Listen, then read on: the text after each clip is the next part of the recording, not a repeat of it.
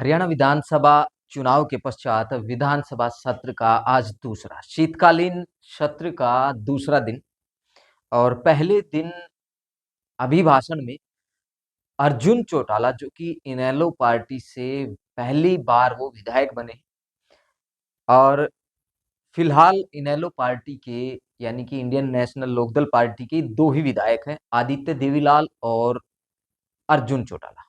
अर्जुन चौटाला अभय सिंह चौटाला के बेटे हैं और बता दें कि विधानसभा के अंदर लगभग लगभग अभय सिंह चौटाला की तरह ही उनका रुख दिखाई पड़ा और लगातार जिस प्रकार से शुरू से इनेलो पार्टी कांग्रेस के विरोध में नजर आ रही, टारगेट कांग्रेस को किया जा रहा था, वही इस विधानसभा सत्र में अभिभाषण का जो मौका अर्जुन सिंह चौटाला को मिला उसमें दिखाई पड़ा। नमस्कार, मैं हूं संदीप शर्मा। हमारे साथ श्याम अहलावत जी हैं, सीनियर पत्रकार हैं। इनसे जानने का प्रयास करेंगे कि अर्जुन चौटाला की जो बातचीत रही, जो अभिभाषण रहा विशेष तौर पर, उसमें श्याम अहलावत जी 6 मुद्दों पर बातचीत होनी थी। किसान से संबंधित, पराली जलाने को लेकर, स्वास्थ्य, पेयजल, स्वस्थ पेयजल व्यवस्था को लेकर, शहर व गांव में कटी कॉलोनियों को लेकर। इन लगभग 6 मुद्दों पर चर्चाएं करने का जो पहले उन्होंने आभास करा था, मशवरा दे दिया गया था इनेलो की तरफ से, वो शायद इस विधानसभा में अभिभाषण के दौरान अर्जुन चौटाला में कहीं दिखाई नहीं दिया। सिर्फ और सिर्फ दिखाई दिया तो पूर्व में हुए घोटाले या फिर आरोप प्रत्यारोप की बातें उनके मुख से जो निकली वो, और जाहिर हुआ कि वो सिर्फ और सिर्फ कांग्रेस को टारगेट कर रहे हैं। तो ऐसा क्यों है, आपको क्या लगता है? आप इस पर अपनी क्या प्रतिक्रिया देंगे, क्या विचारधारा है? देखिए, आज जो कल 13 तारीख को जो कल जो राज्यपाल का अभिभाषण हुआ, उस अभिभाषण के बाद विपक्ष के जो जितने भी विधायक हैं, विपक्ष के मेन विधायकों को बोलने का मौका दिया जी। गया। और उस मौके के दौरान अशोक अरोड़ा ने भी जो है पिछले 10 साल के कार्यकाल के दौरान जो अनियमितताएं रही, जो विभिन्न योजनाएं थी, उन योजनाओं के दौरान जो भी चीजें निकल आई, जहां उन्होंने अनियमितताओं को, बल्कि घोटाले की बात जो उन्होंने आरोप लगाया, खासतौर पर शराब घोटाले का, उसको लेके जो है अर्जुन चौटाला भी उसी परिप्रेक्ष्य में दिखाई दी। उन्होंने बकायदा जो राज्यपाल का अभिभाषण था, उसके पैरा नंबर 6 और पैरा नंबर 8 का उल्लेख करते हुए कहा, 6 नंबर पैरा में उन्होंने जो है वो अनियमितताओं की बात का उल्लेख किया और 8 नंबर पैरा में जो है वो नीति, निर्णय और निश्चय को लेकर बात कही। तो उन्होंने जो है सवाल उठाए और सवालों में जैसा कि आप कह रहे हैं कि उन्होंने कहा कि पिछले 20 साल में जो अनियमितताएं बरती गई, जो विभिन्न सरकारी योजनाओं में घोटाले हुए, उनका उन्होंने जिक्र किया। तो वो जो 20 साल का जो कार्यकाल रहा और 10 साल का कांग्रेस सरकार, 10 साल का बीजेपी का, उन्होंने 20 साल का जिक्र किया। उस 20 साल में क्या रहा, उन्होंने खासतौर पर अगर बीजेपी की बात करें तो शराब घोटाले का उल्लेख किया, अशोक अरोड़ा को जो मद्देनजर रखते हुए। वहीं उन्होंने जो है कांग्रेस को जो है कांग्रेस का जो उल्लेख किया, उन्होंने कहा कि 2014 में एक वो शिकायत दर्ज हुई और उस शिकायत में बाकायदा अशोक अरोड़ा की तरफ से जो है विधानसभा में तथ्य रखे गए कि एक जो गुड़गांव में एक जो है कंपनी थी स्काईलाइट के नाम से, हॉस्पिटलिटी नाम से, उनको जो है करीब जमीन दी गई और उसमें करीब 44 करोड़ रुपए की अनियमितता की चीज सामने आई और कैग ने भी उसको माना और उसको रिकवरी तक की बात आई। लेकिन उसके जिसकी जो है अशोक अरोड़ा उस समय जो है इनेलो में होते थे और कांग्रेस की सरकार थी, तब उन्होंने जो है तब ये मुद्दा उठाया था। और जब जो है मनोहर खट्टर के समय में जो थे, तब भी मुद्दा उठ के आया था। उसमें जो है अजय सिंह चौटाला ने भी ये मुद्दा रखा था। तो ये जो मुद्दा था कि 44 करोड़ रुपए का जो अनियमितता बरती गई, आज भी अर्जुन चौटाला का जो भाषण था उसमें कहीं ना कहीं कांग्रेस कार्यकाल जो था उसको ज्यादा हाईलाइट किया गया और जो बीजेपी का कार्यकाल के दौरान जो है अनियमितता की, जो उन्होंने एक बार शराब घोटाले की बात कही, उसको कहीं ना कहीं उन्होंने जो है वो नीचे रखने का जो है वो रखा। मुझे लगता है, मैंने भी वो सुना है, मुझे लगता है कि वो सब कुछ पिछले इस 10 साल से पहले की बातें रखना चाहते, 2014 तक लेना चाहते थे। कारण रहा कि उन्होंने अशोक अरोड़ा जी ने जो अभिभाषण दिया, शायद उसको उन्होंने पकड़ना थोड़ा-सा ये समझा कि गलत है। अगर एक घोटाला अगर छुपा लिया, अशोक अरोड़ा जी ने बात उठाई थी, तो शायद उन्होंने वो भी समझा कि इसको उठा लेते हैं। ये नहीं होगा कि साफ तौर पर कि कांग्रेस को ही टारगेट किया जा रहा है। मुझे ऐसा लगता है। माननीय अशोक अरोड़ा जी ने भी ये बात उठाई कि भाई जो पुरानी जो सरकारें थी, उनकी जो करप्ट पॉलिसीज है, क्या उनके ऊपर कार्रवाई करना जरूरी नहीं है करप्शन फ्री सरकार चलाने के लिए? बिल्कुल जरूरी है। और जब उन्होंने जिक्र करा तो उन्होंने पिछले 10 साल की सरकार का तो बड़ा जिक्र करा कि भी कई सारे घोटाले थे, शराब घोटाला था और घोटाले थे, कि जी इन सब पर कार्रवाई होनी चाहिए। लेकिन मैं आपके माध्यम से हाउस में एक बात और लाने का काम करूंगा कि उससे पहले एक चार्जशीट 2014 में माननीय मनोहर लाल जी खट्टर जी उस समय हरियाणा प्रदेश के मुख्यमंत्री थे, उनको एक चार्जशीट दी गई थी जिसके अंदर कांग्रेस के जो 10 साल जो घोटाले हुए हैं उन सभी घोटालों का विवरण किया गया था। और उस समय माननीय मुख्यमंत्री साहब ने यह बात कही थी कि जी इसके ऊपर हम पूरी तरह से कार्रवाई करने का भी काम करेंगे।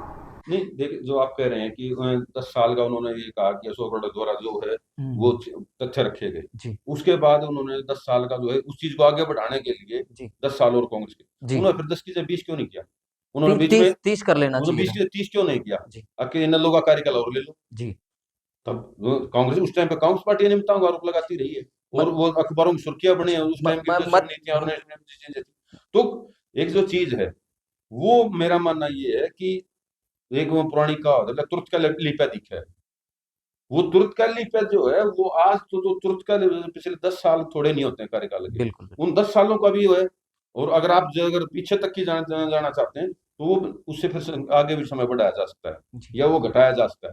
उन्होंने ठीक रखी अपनी बातें जो भी थी। लेकिन जो अहम मुद्दे जो उन्होंने मसौदा दिया था कि हम 6 चीजों के ऊपर बात करें, जैसे आपने शुरू में कहा कि सबसे ज्यादा तो था किसानों की पराली के ऊपर जो मुकदमे दर्ज होने का था। जी, जो जुर्माना है वो करीब दोगुना कर दिया गया, 5,000 से लेकर 30,000 तक कर दिया गया। जी, नहर जो सब पानी की जो पीने की व्यवस्था थी उसने खासतौर पर उल्लेख किया कि नहरों से जो पानी आ रहा है वो सप्लाई का वो गंदा आ रहा है, उसमें केमिकल युक्त दानों का पानी आ रहा है। जी, उसकी व्यवस्था को लेकर उन्होंने कहा। उसके बाद उन्होंने जो है एक कॉलोनियों को कहा कि गांव में शहरों में जो कॉलोनियां हैं उनमें सुविधाएं नहीं है वो रखी जाएं। जी। जो ये मुद्दे थे वो कहीं ना कहीं उन मुद्दों से भटके दिखाई दिए, क्योंकि पिछले करीब उनके 8 साढ़े 8 मिनट का जो भाषण है उसमें जो जो 6 मसौदे उन्होंने दिए थे उनमें से तो मुश्किल से वो 20-20 30 सेकंड 50 सेकंड बोलते इस होंगे। इससे तो अलाउ जी साफ तौर पर ये सिर्फ और सिर्फ ये जाहिर होता है कि राजनीतिक दल जो है अपनी साख बचाने में लगे रहते हैं। जनता भाड़ में जाए, जनता के बारे में शायद बहुत कम जो है, अगर अभिभाषण में वो तैयार करते हैं मशवरा उन्होंने दिया था, तो मेरे ख्याल से उनको जो मौका मिला था, तो समय शायद हो सकता है 1-2 मिनट का ज़्यादा लगता है, उन बातों को रखना चाहिए था। लेकिन राजनीतिक दल मुझे लगता है यहाँ पर सिर्फ अपनी साख बचाने में लगे रहते हैं। ये जो मैंने आपको जो है वो एक कहावत है नूरा कुश्ती। जी, ये राजनीतिक दलों की नूरा कुश्ती है। जी, वो आम जनता कहाँ तक उसको समझ पाती है ये आम जनता के ऊपर है।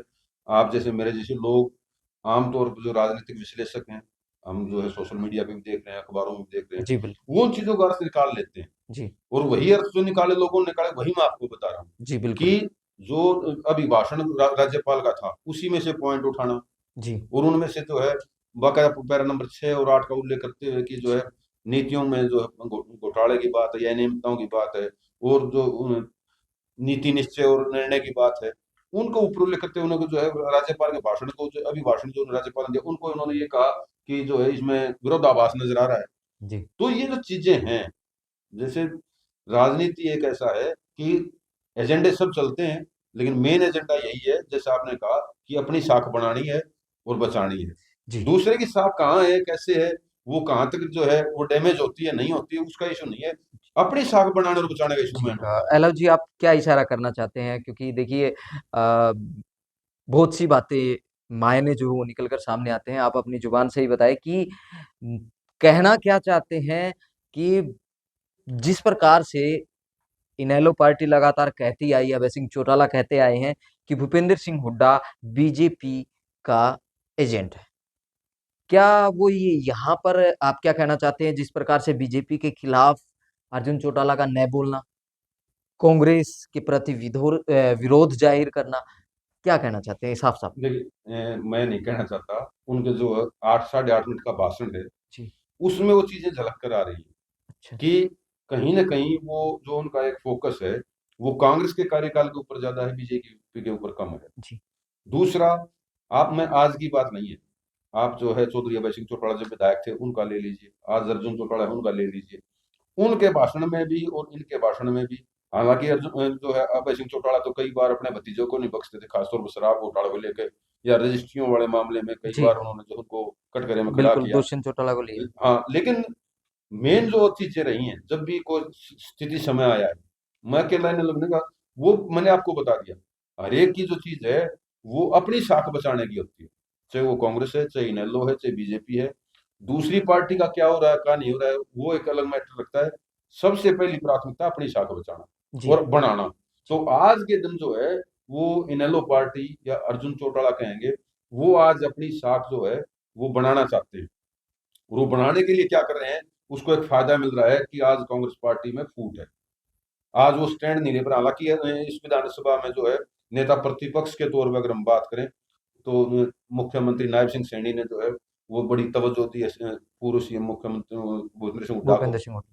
और जो है उन वो एक तरह से ट्रीट जो किया जा रहा है विधानसभा में, वो नेता प्रतिपक्ष के तौर पर ट्रीट किया जा रहा है। जी, तो लेकिन खाली स्थान तो आज भी है, भले ही जी, वो उनको वेट उस तरह तरह का जो है लेवल का वो दे रहे हैं जो एक स्थान देना चाहिए, लेकिन जो खाली स्थान है, एक तो प्रतिपक्ष नेता होना और जी, एक नेता प्रतिपक्ष की तवज्जो देना, जी, दोनों में काफी फर्क है। जी। और आज जो अर्जुन चौटाला है, उस जो खाली स्थान है, उसमें वो अपने आप को फिट करके वो चीजों को मैनेज करने का प्रयास कर रहे हैं, ताकि इनेलो और अर्जुन चौटाला अपनी एक अलग जो है वो एक स्टेबिलिटी और एक जो पहचान है उसको बनाने और आगे बढ़ाने में कामयाब है।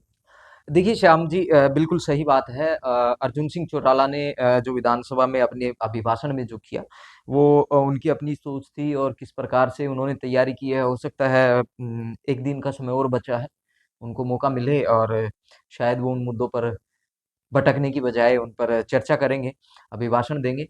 लेकिन जहाँ तक अ, भूपेंद्र सिंह हुड्डा की बात है, उस पर चर्चा भी हम करेंगे और भूपेंद्र सिंह हुड्डा को अगला आज मुद्दा वही जो है रखेंगे। अगला मुद्दा वही रखेंगे श्याम जी। जी। और जो वैसे विधानसभा में बता दें कि जो मान-सम्मान है वास्तव में पूर्व मुख्यमंत्री भूपेंद्र सिंह हुड्डा को विधानसभा के अंदर वही मान-सम्मान मिल रहा है, जो कि आज पूर्व में वो नेता प्रतिपक्ष के रूप में उन्हें मिला था।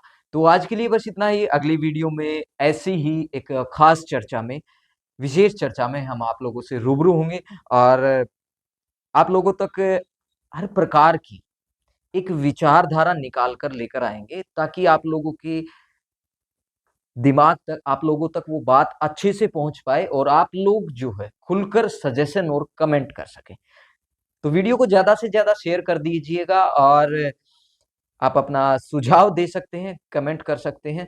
बाकी चैनल पर आप लोगों के लिए संपर्क सूत्र भी हैं, आप संपर्क कर सकते हैं। तो आज के लिए बस बस इतना ही, अगली वीडियो में फिर मुलाकात करेंगे। नमस्कार।